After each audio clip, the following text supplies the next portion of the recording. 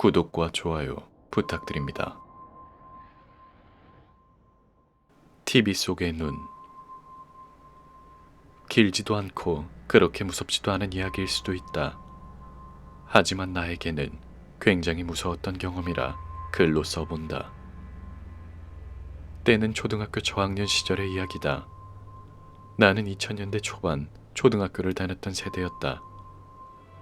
학교 앞에는 하루가 멀다 하고 잡상인이 찾아오던 시절이었다.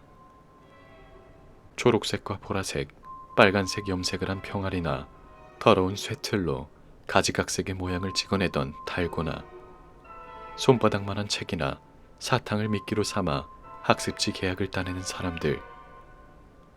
나는 정해진 용돈 없이 준비물 살 때 필요한 만큼 받아 쓰던 사정이 있어 한 번도 그런 걸 사본 경험이 없었다.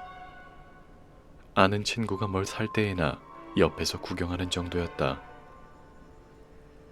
아저씨나 아줌마랑 병아리 한 마리, 달고나 모서리, 이런 것들로 티격태격하는 모습들이 너무나 부러웠다.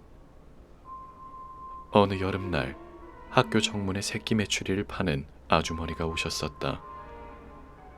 그날 집에 같이 가는 친구는 아무 고민도 없이 500원을 내고 메추리 한 마리를 받았다. 키울 집도 먹이도 아무런 조언도 없이. 다시 생각해보면 생명을 그런 식으로 팔아치우던 그 어른들이 너무나 무섭다. 친구가 집 가는 길에 워낙 자랑을 해대서 나도 메추리가 너무나 가지고 싶었다.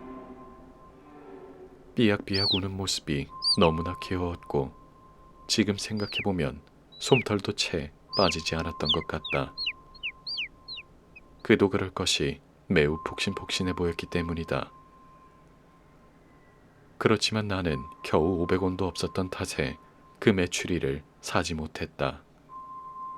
어린 마음이었지만 굉장히 슬펐던 기억이 있다. 그렇게 가는 길에 친구의 집이 있어 인사를 한 뒤 헤어졌다. 그런데 친구 집에서 갑자기 큰 소리가 들리는 것이었다. 무슨 일인가 하고 뒤돌아봤더니 문이 우당탕 열리고 친구가 뛰쳐나오고 친구 어머니가 뒤따라 나오셨다. 먼지털이를 휘두르며 고래고래 소리를 질렀다. 친구를 붙잡은 친구 어머니는 억지로 메추리를 빼앗고 이걸 누가 키우고 누가 감당하냐며 화를 내셨다. 그러다 갑작스런 광경에 놀라 옴짝달싹 못하는 나를 보며 이거 누가 사자 했냐고 윽박을 지르시는 것이었다. 내가 대답을 하지 못하자 친구에게 다시 한번 물어보셨고 겁에 질린 친구는 내가 부추겼다며 거짓말을 했다. 친구의 어머니는 나에게 이런 걸 사는 것은 나쁜 짓이라고 소리치셨고 나는 이러지도 저러지도 못한 채 한참 혼나고 있었다. 다시는 그런 짓 말라며 나에게 메추리를 주셨고 네가 책임져야 한다고 생명 귀중한 줄 알아야 한다며 당부를 하셨다. 여하튼 난 그때 정말 기뻤다. 한 번도 준비물이나 심부름이 아닌 걸 사본 적이 없었기 때문이다. 솜털이 돋은 메추리는 어미를 찾고 있는 건지 삐약삐약 울기만 했다. 그래서 나는 메추리에게 너는 삐약이다 라고 했다. 삐약이는 소나기를 벗어나려고 발버둥을 쳤는데 나는 그것이 장난인 줄만 알았다. 움직이지 못하도록 품속에 꼭 안고 집으로 갔다. 그날따라 집에는 아무도 없었고 나는 엄마를 한참 찾다가 전화를 걸었다. 엄마는 장을 보느라 2시간 뒤에 나올 거라고 말씀하셨다. 나는 박스 하나를 찾아 삐약이를 넣은 뒤 쌀 한 줌을 준 다음 한참 동안 메추리가 움직이는 것을 구경했다. 삐약이는 이름을 불러도 나를 바라보지 않았고 다만 계속 울기만 할 뿐이었다. 쌀도 쪼지 않고 대답도 하지 않는 삐약이에게 나는 금방 질리고 말았다. 삐약이가 든 상자를 옆에 두고 나는 텔레비전을 켰다. 한창 투니버스에 빠져있을 때였다. 채널을 틀고 한참 만화를 보다 문득 이상한 점을 깨달았다. 삐약거리는 소리가 더 이상 들리지 않았던 것이었다. 아니나 다를까 상자 속엔 삐약이가 없었다. 나는 급하게 집안을 뒤져봤지만 도저히 찾을 수가 없었다. 넓지 않은 집 어디에도 삐약이는 없었다. 그러다 더위 때문에 열어두었던 현관문이 생각났고, 우리 집은 빌라였는데 그때 당시엔 현관을 열어도 위험하다는 인식이 없던 시대였다. 문을 열고 나갔는데도 아무것도 보이지 않았고, 나는 우리 집이 있던 5층에서부터 한 칸씩 내려가며 삐약이를 찾았다. 그렇게 내려갈수록 삐약이의 울음소리가 들려오는 것이었다. 계단을 딛고 내려가서 헤매고 있는 것 같았다.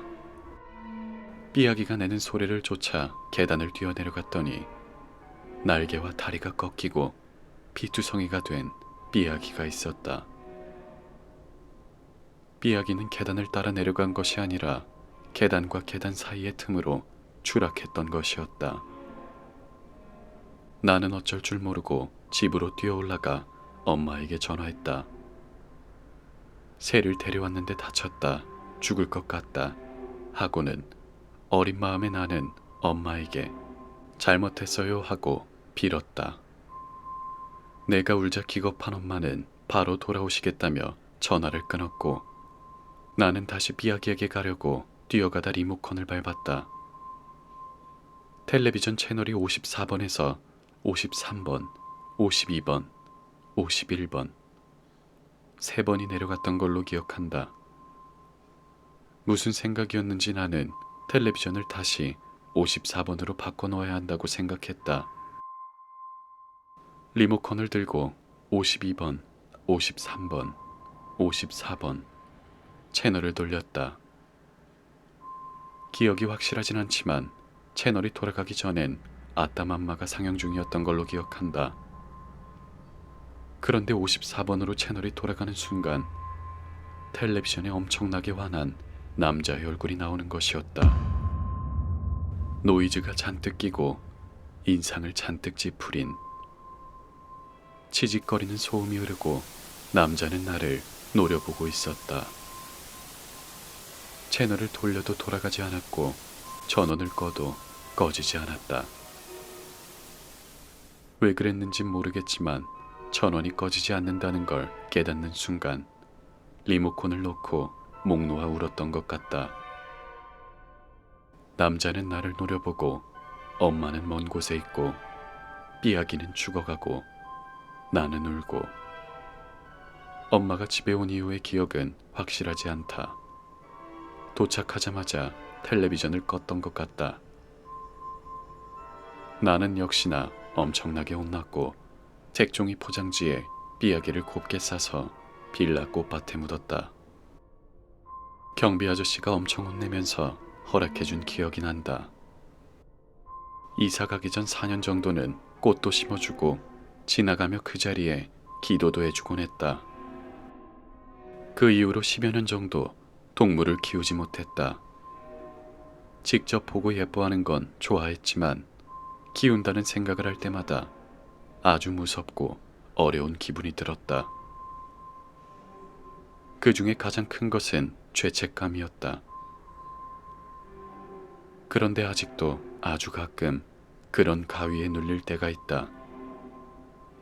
어린 새 울음소리가 들리고 아주 가까운 곳에서 텔레비전의 노이즈가 들려오고, 노이즈 소리가 들리는 곳으로 고개를 돌리면 아직도 그 남자가 보고 있을까 너무 두렵다.